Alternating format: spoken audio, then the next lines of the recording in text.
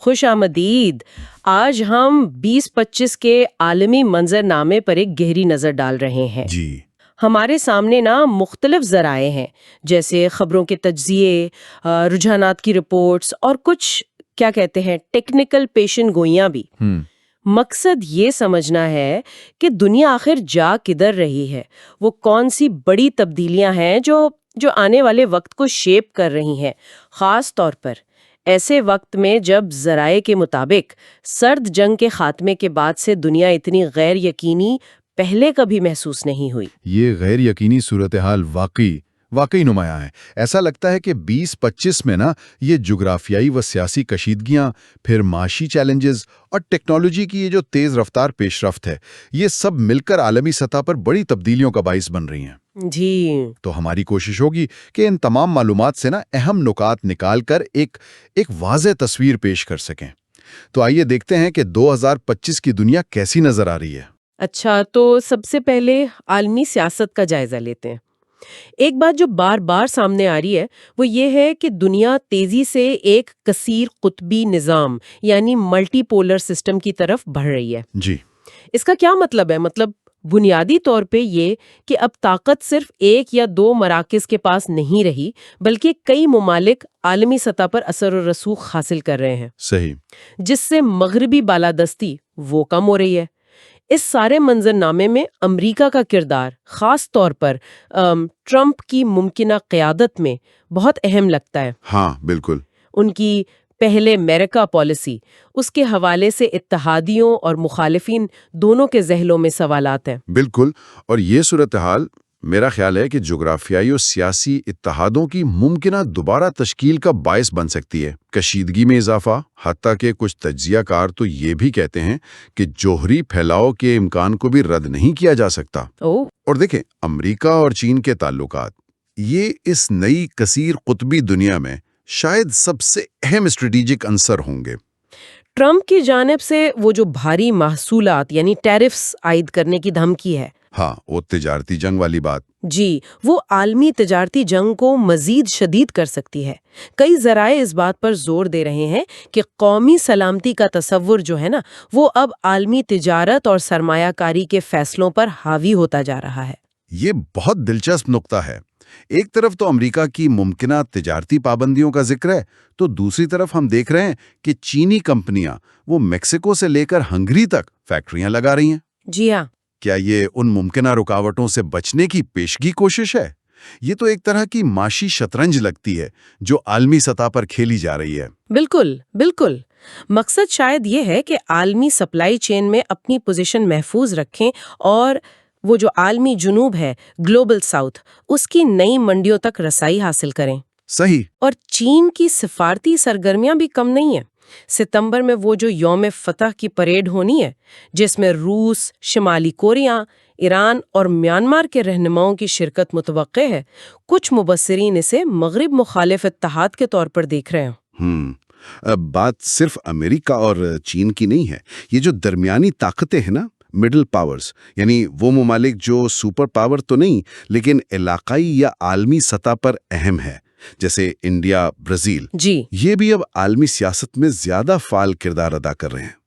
ان کی بڑھتی ہوئی خود مختاری اور اپنے مفادات کو ترجیح دینا، یہ امریکہ کے زیر قیادت جو کثیر الجہتی ادارے ہیں جیسے اقوام متحدہ یا عالمی تجارتی تنظیم WTO، ان کے لیے ایک چیلنج ہے. اچھا.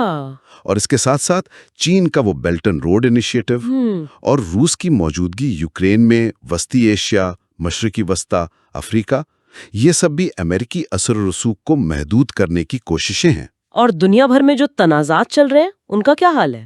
اگست 2025 کی خبروں کو دیکھیں تو یوکرین جنگ میں شدت نظر آتی ہے. روس کے حملے تیز ہوئے ہیں، خاص طور پر 27-28 اگست کو کیف پر وہ جو بڑا حملہ ہوا. دوسری طرف یوکرین نے بھی روسی تیل کے بنیادی ڈھانچے کا نشانہ بنایا ہے. جی. جیسے وہ اسٹلوگا ٹرمینل، جس کے بارے میں ذرائع کہہ رہے ہیں کہ نقصان کے بعد ستمبر میں اس کی پیداوار تقریباً آدھی رہ جائے گی. البتہ وہ جو Institute for the Study of War ہے ISW، ان کا تجزیہ کہتا ہے کہ روس کے حالیہ علاقائی فوائد کے دعوے شاید مبالغہ آمیز ہیں۔ اسی طرح اسرائیل غزہ تنازع وہ بھی اگست کے آخر میں مزید شدید ہوا۔ اسرائیل نے غزہ شہر کو باضابطہ طور پر خطرناک جنگی علاقہ قرار دے دیا۔ اچھا، جی، اور وہ جو روزانہ کی بنیاد پر آمدادی کارروائیوں کے لیے وقفے دیتے تھے وہ ختم کر دیے۔ اسی دوران 2 یرغمالیوں کی باقیات کی برآمدگی کا اعلان بھی ہوا۔ تشویشناک بات یہ ہے کہ اقوام متحدہ سے منسلک تجزیہ کاروں اور WHO نے غزہ شہر اور اس کے اطراف میں قحط کی تصدیق کی ہے۔ قحط؟ جی، IPC فیز 5 فیمن، یہ خوراک کی شدید ترین قلت کی سطح ہوتی ہے اور خدشہ ظاہر کیا ہے کہ یہ صورتحال جنوب کی طرف پھیل سکتی ہے۔ سیٹلائٹ تصاویر بھی وہ زیتون محلے میں اگست کے دوران شدید تباہی دکھا رہی ہیں۔ ان کھلے تنازعات کے علاوہ ایک اور رجحان جس کا ذرائع بار بار ذکر کر رہے ہیں وہ ہے گرے زون ایگریشن کا عروج۔ یہ کیا چیز ہے؟ گرے زون ایگریشن، دیکھیں جی، اس سے مراد ایسی مہاندانہ کارروائیاں ہیں جو کھلی جنگ کے زمرے میں تو نہیں آتی لیکن نقصان دہ ہوتی ہیں۔ اچھا، اور ان کی واضح طور پر تعریف کرنا یا ان کا مقابلہ کرنا مشکل ہوتا ہے۔ مثال کے طور پر غلط معلومات پھیلانے کی مہمات، ڈس انفارمیشن، جی، یا سائبر حملے، اقتصادی دباؤ یا پھر وہ پروکسی گروہوں کا استعمال۔ اور ٹیکنالوجی کی ترقی نے، خاص طور پر AI اور سائبر صلاحیتوں میں اضافے نے ان گرے زون خطرات کو مزید بڑھا دیا ہے۔ ان کی پیشگوئی اور روک تھام وہ زیادہ مشکل ہو گئی ہے۔ یہ روایتی اور غیر روایتی خطرات کا ایک پیچیدہ سا مرکب ہے جس سے ممالک کو نمٹنا پڑ رہا ہے۔ یہ سیاسی اور سیکیورٹی چیلنجز یہ لامحالہ عالمی معیشت پر بھی اثر انداز ہو رہے ہوں گے۔ بالکل۔ ذرائع بتا رہے ہیں کہ 2025 میں بھی دنیا کووڈ-19 کے وہ جو طویل مدتی اثرات ہیں، افراط زر کا دباؤ اور سپلائی چین میں آنے والی تبدیلیاں، ان سے نپٹنا پڑ رہا ہے۔ جی ہاں، خاص طور پر مرکزی بینکوں کے فیصلے جیسے سود کی شرحوں میں رد و بدل یہ عالمی مالیاتی نظام میں غیر یقینی صورتحال پیدا کر سکتے ہیں۔ آپ نے صحیح نشاندہی کی۔ مغربی معیشتوں کو خاص طور پر نئے چیلنجز کا سامنا ہے۔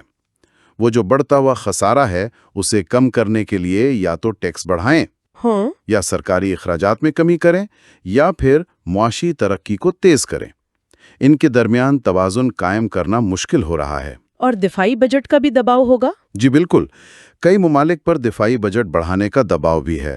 امریکہ میں، جیسا ہم نے پہلے ذکر کیا، ٹرمپ کی ممکنہ پالیسیاں، خاص طور پر وہ بھاری درآمدی محصولات، وہ نہ صرف عالمی تجارت کو متاثر کر سکتی ہیں بلکہ خود امریکی معیشت کی ترقی میں رکاوٹ ڈال سکتی ہیں اور افراط زر کو بھی دوبارہ بھڑکا سکتی ہیں۔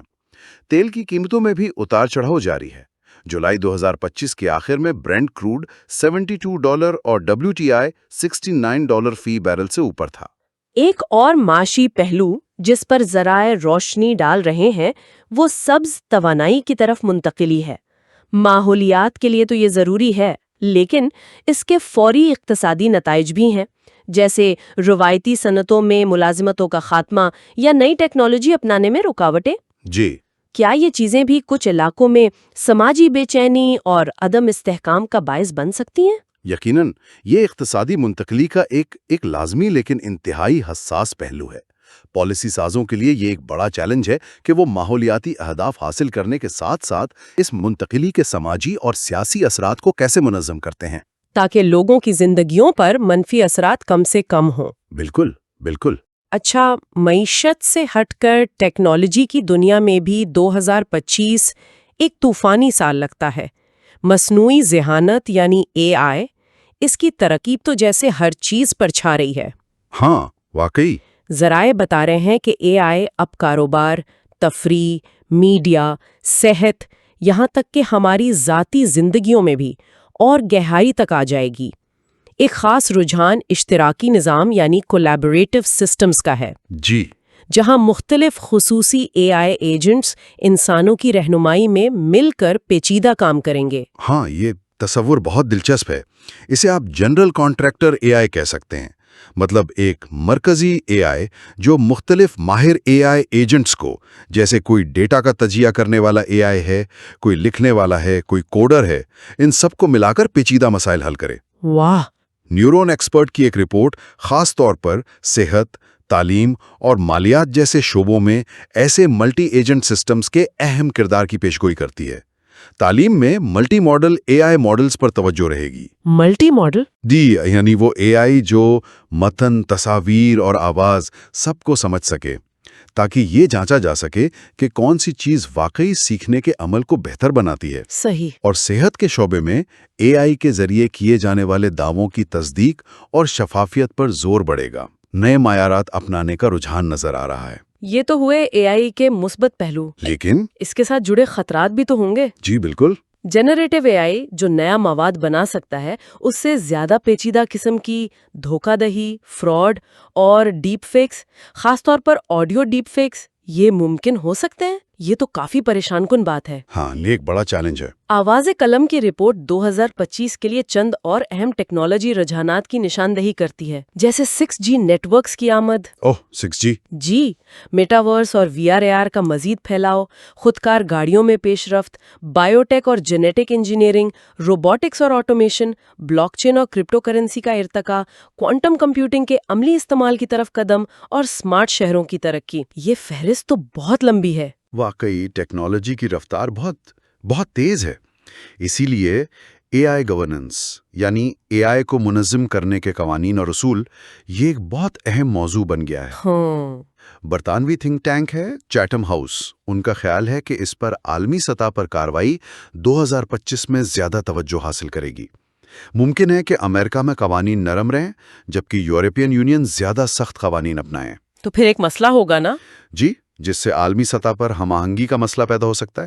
ایک اور بحث یہ بھی چل رہی ہے کہ کیا بڑے اے آئی ماڈلز کی بہتری کی رفتار کیا وہ اب کم ہو رہی ہے؟ اچھا۔ اور سائبر سیکیورٹی کا خطرہ وہ تو مسلسل بڑھ رہا ہے، خاص طور پر cyber crime as a service یعنی CAS کے ابھرنے سے۔ CAS یہ کیا ہے؟ CAS کا مطلب ہے کہ اب جو ہنرمند ہیکرز ہیں نا، وہ اپنی خدمات یا اپنے بنائے ہوئے ٹولز دوسرے مجرموں کو کرائے پر دیتے ہیں، جس سے سائبر حملے کرنا پہلے سے کہیں زیادہ آسان ہو گیا ہے۔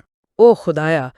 اچھا، ٹیکنالوجی کے ان چیلنجز کے ساتھ ساتھ ماحولیاتی اور سماجی محاذ پر بھی بڑے مسائل ہیں۔ ماحولیاتی تبدیلی تو سر فہرست ہے۔ جی بالکل۔ اگست 2025 میں وہ گلوبل کلائمیٹ ٹیک سمٹ کا انعقاد ہوا۔ یہ بھی ایک اہم پیش رفت تھی، اور ایک ذریعہ یہ بھی بتا رہا تھا کہ عالمی یوم ماحولیات 2025 کا مرکزی خیال پلاسٹک آلودگی کا خاتمہ ہے۔ اعداد و شمار تو خوفناک ہیں۔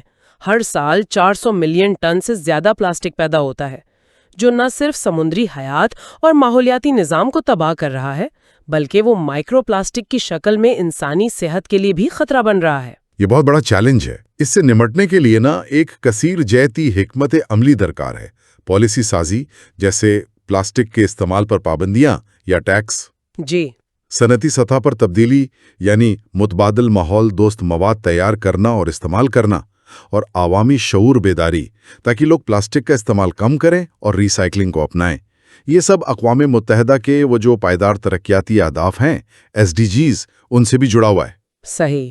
اور پلاسٹک کے علاوہ دیگر ماحولیاتی مسائل جیسے سمندر کی سطح کا بڑھنا، شدید موسمی واقعات، مثلاً اگست 2025 میں یورپ میں وہ جو جنگلات کی آگ لگی، ہاں سنا تھا، اور بحر اوقیانوس میں بننے والا وہ طاقتور سمندری طوفان ایرن، یہ سب بھی عالمی توجہ کا مرکز رہے۔ اچھا، سماجی سطح پر آئیں تو سوشل میڈیا کا کردار بہت دلچسپ اور کیا کہیں متضاد سا نظر آتا ہے۔ جی بالکل۔ نوائے وقت کا ایک مضمون تھا، وہ اس کی افادیت کو تسلیم کرتا ہے کہ یہ ابلاغ، معلومات اور تفریح کا بڑا ذریعہ ہے، لیکن ساتھ ہی یہ غلط معلومات، ڈس انفارمیشن، بےہودگی پھیلانے اور ذہنی صحت پر منفی اثرات مرتب کرنے کا بھی باعث بن رہا ہے۔ ان اثرات میں بے چینی، ڈپریشن، نیند کی خرابی اور سائبر بولنگ جیسے مسائل شامل ہیں۔ مضمون میں پاکستان کا حوالہ بھی تھا، جہاں سوشل میڈیا کے مواد پر لاہور ہائی کورٹ میں ایک پٹیشن بھی دائر کی گئی ہے۔ یہ واقعی ایک دو دھاری تلوار ہے۔ دلچسپ بات یہ ہے کہ اسی ماحول میں اگست 2025 کے ٹرینڈنگ موضوعات میں #NoScreenSundays جیسا چیلنج بھی شامل تھا۔ اچھا، नो स्क्रीन संडेज। जी, जो लोगों को हफ्ते में कम से कम एक दिन डिजिटल दुनिया से वक्फा लेने की तरगीब देता है। ये जाहिर करता है कि लोग टेक्नोलॉजी के असरात पर गौर कर रहे हैं और शायद एक तवाज़ुन तलाश करने की कोशिश में हैं। ये तो अच्छी बात है। जी, दीगर ट्रेंडिंग मौज़ूआत में पाकिस्तानी निजात खिला नॉर्थ अमारा चिन की वो स्पेस वॉक के दौरान ली गई वायरल सेल्फी, हाँ, वो तो देखी थी।